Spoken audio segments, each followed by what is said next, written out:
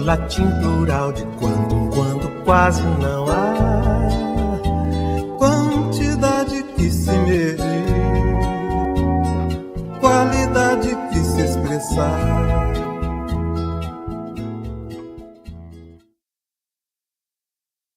Oui, bonjour François Ansermet. Bonjour. Merci pour l'entretien que vous avez bien voulu nous accorder pour le journal Synapse de la 18e journée de l'EBPMG. Voilà, donc on vous attend au Brésil au mois d'octobre, mais dès maintenant, on a déjà quelques questions à vous poser pour commencer à préparer ces journées. Donc, le Brésil, c'est la première fois pour vous? Non, c'est pas la première fois parce que je suis déjà venu à Rio oui. Plusieurs fois. Oui. Et une fois pour des présentations cliniques d'enfants des rues, l'hôpital là-bas à Rio. Oui. Et puis une autre fois pour la sortie au Brésil de Clinique de l'origine, qui était édité à Rio oui. il y a quelques années. Par Contracapa. Par Contracapa, avec oui. une préface de Romildo. Oui. Voilà, oui. Il y a déjà pas mal d'années. Et ils avaient fait la sortie du livre avec des conférences données à l'UBP et puis également dans la librairie de Contracapa. D'accord, mais à Minas Gerais, donc ça sera la première fois. Absolument. D'accord, on va vous montrer le coin, on va travailler ensemble. Donc en ce qui concerne, on m'a envoyé quelques questions, donc on va essayer, vous pouvez répondre comme vous voulez, juste pour faire un peu le tour. Oui. Elles sont nombreuses, le sujet est assez, en général, psychanalyse et sciences, ça fait parler. Donc, on va commencer par une première question. Et là, vous pouvez parler à partir du biais qui vous plaira. Donc, pour une première question, on vous demande quelle est, à votre avis, l'importance de discuter aujourd'hui le rapport psychanalyse et sciences? Oui, je dirais que c'est important parce que paradoxalement, contrairement à ce qui est souvent dit, il y a aujourd'hui dans les pratiques de la science et des technologies qui en résultent un point de vertige, un point de butée, un point de perplexité. Il y a des commissions d'éthique qui traitent ces questions, mais ce sont aussi des questions cliniques, une nouvelle clinique qui résulte des avancées de la science. Et peut-être à côté des commissions d'éthique, on devrait faire des observatoires de l'angoisse ou des observatoires de la perplexité. C'est-à-dire qu'aujourd'hui, la science, dans ses développements, génère une série de questions. Si on pense aux biotechnologies de la procréation, les changements de sexe, la médecine prédictive, des questions qui laissent complètement au dépourvu et tant la société que les sujets ou un par un, voire même les médecins ou les scientifiques qui les pratiquent.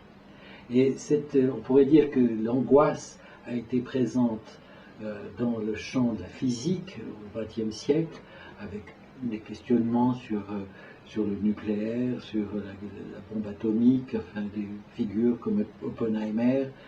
Les avancées de la physique génèrent quelque chose que la science n'arrive pas dont la science n'arrive pas à mesurer les conséquences. Oui. On pourrait dire qu'aujourd'hui, l'angoisse dans les sciences s'est déplacée de la physique dans la biologie, dans la génétique, dans toutes ces nouvelles démarches qui aujourd'hui bouleversent énormément les repères sociétaux, autant que les repères cliniques.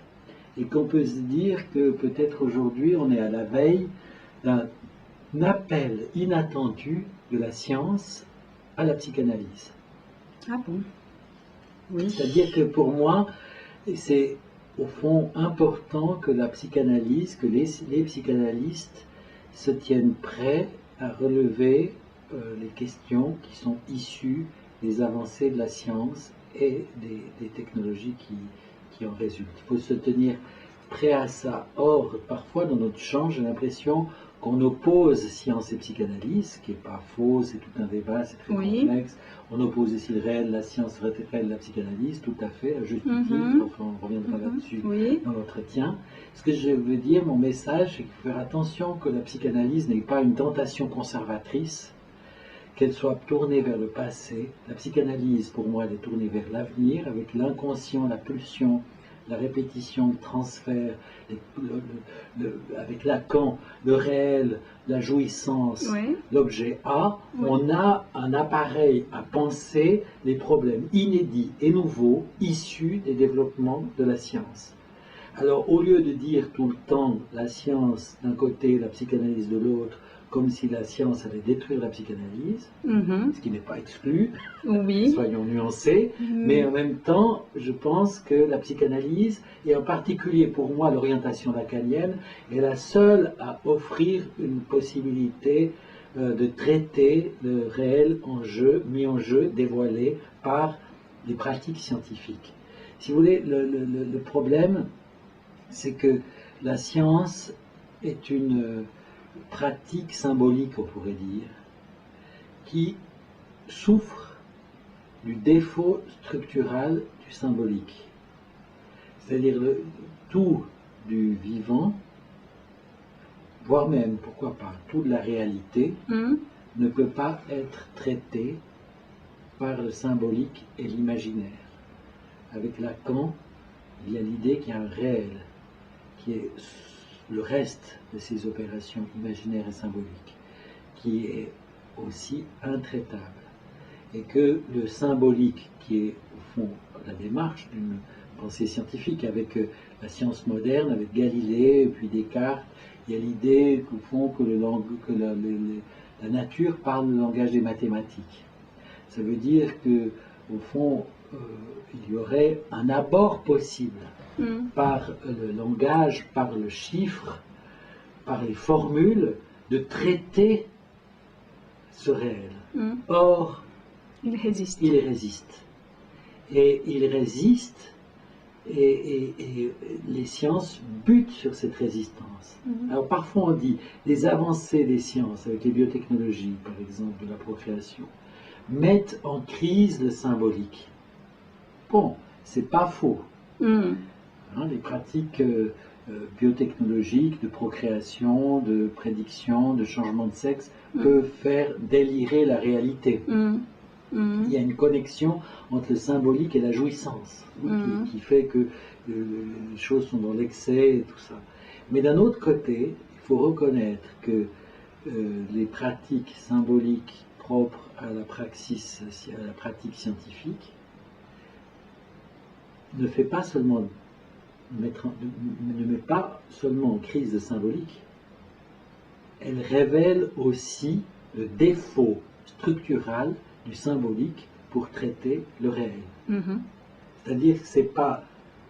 Il y a un côté où c'est une mise en crise, on pourra en parler au Brésil, dans une conférence, une partie, c'est une question que j'ouvre. Une partie, c'est une mise en crise de tout le système de représentation, face à la butée de tout, au fond, une sorte de jouissance qui s'empare des possibilités de pratique, par exemple de la procréation, de la prédiction. Mais d'un autre côté, qui me paraît très fondamental, ça touche au défaut structurel du symbolique.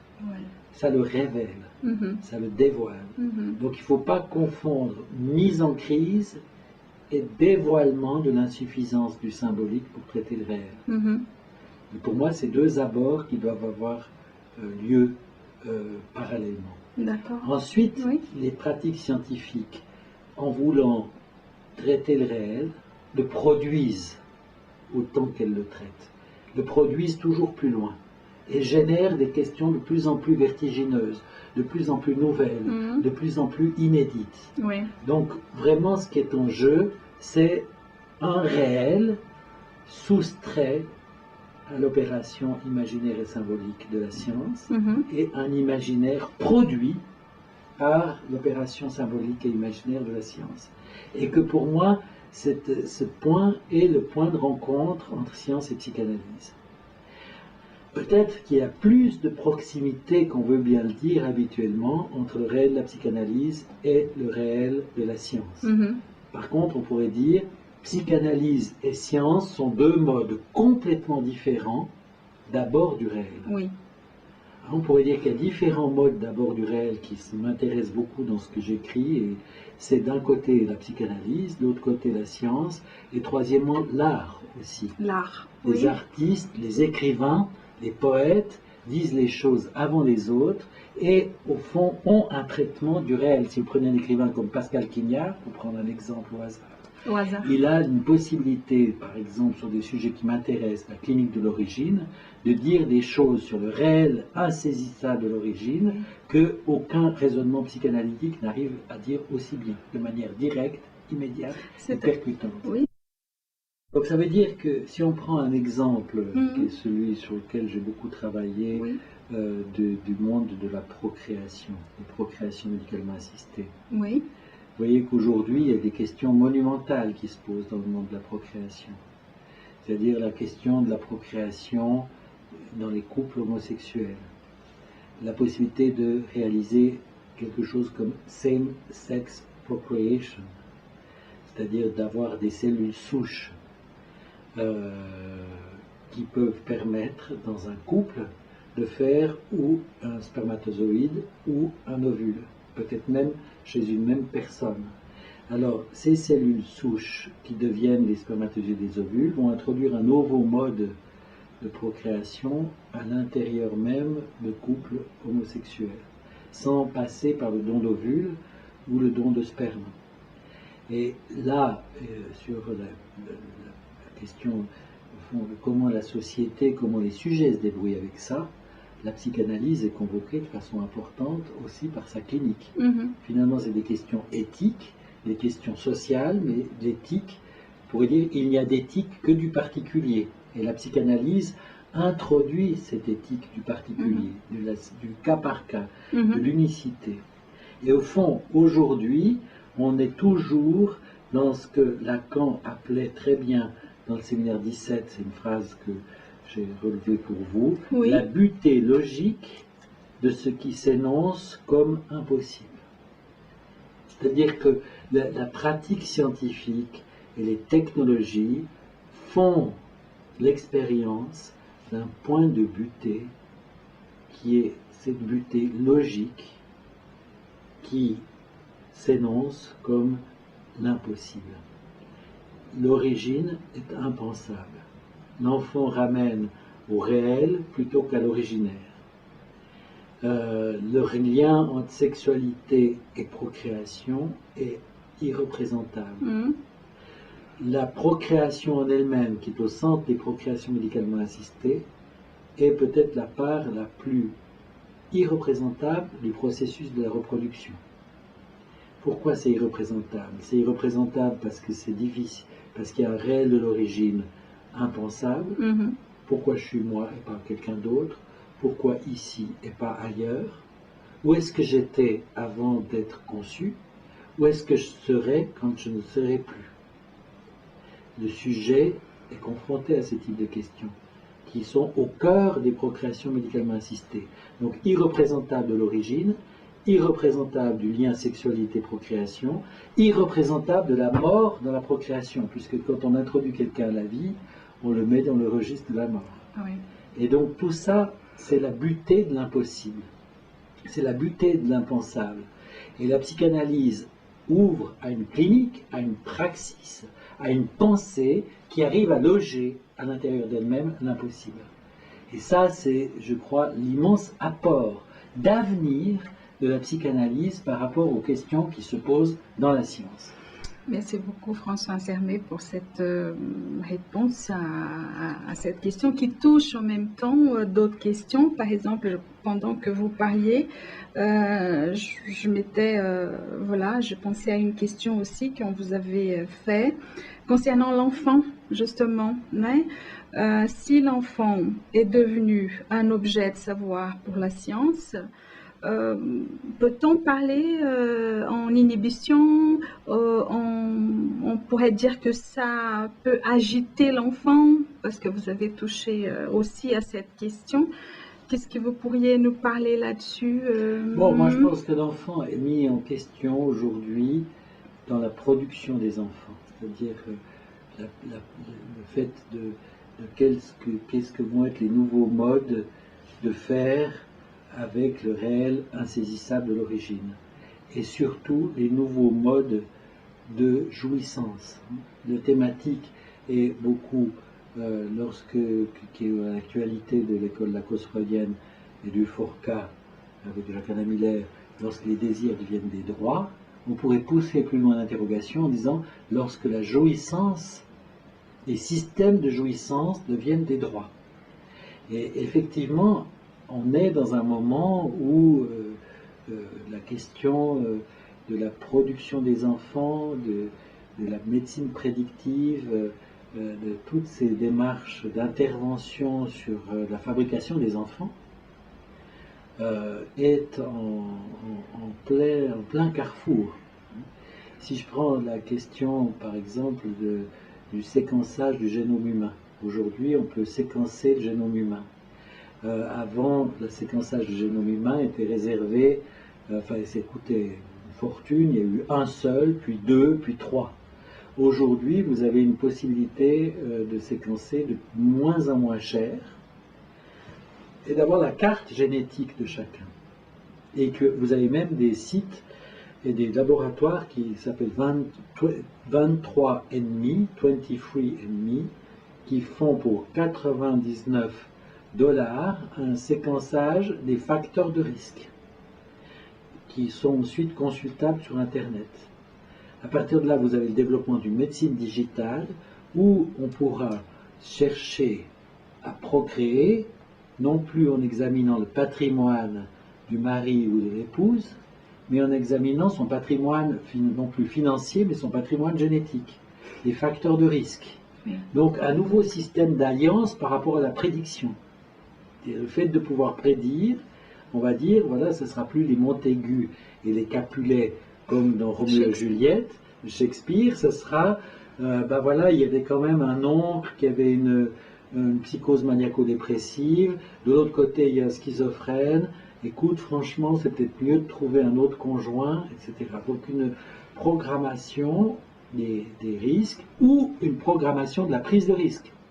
Parce que le fait de connaître les risques en termes génétiques pourrait aboutir à un effet de ségrégation, de stratification de la population. On va dire, effectivement, il y a eux et nous. Eux, ils sont à risque, s'ils prennent des risques, ils le payent. La solidarité du système de santé vient du non-savoir, qui permet la réciprocité, qui fait que tout le monde est d'accord de payer pour tous, puisque nul ne connaît ce qui va lui arriver. Si on commence à avoir de la prédiction et des risques prédictifs mis en jeu dans de l'alliance par couple, on va avoir un autre système, c'est-à-dire les gens vont payer leurs risques. Oui, les enjeux éthiques seront... et les enjeux aussi cliniques, parce que finalement, si vous voulez, au fond, l'humain,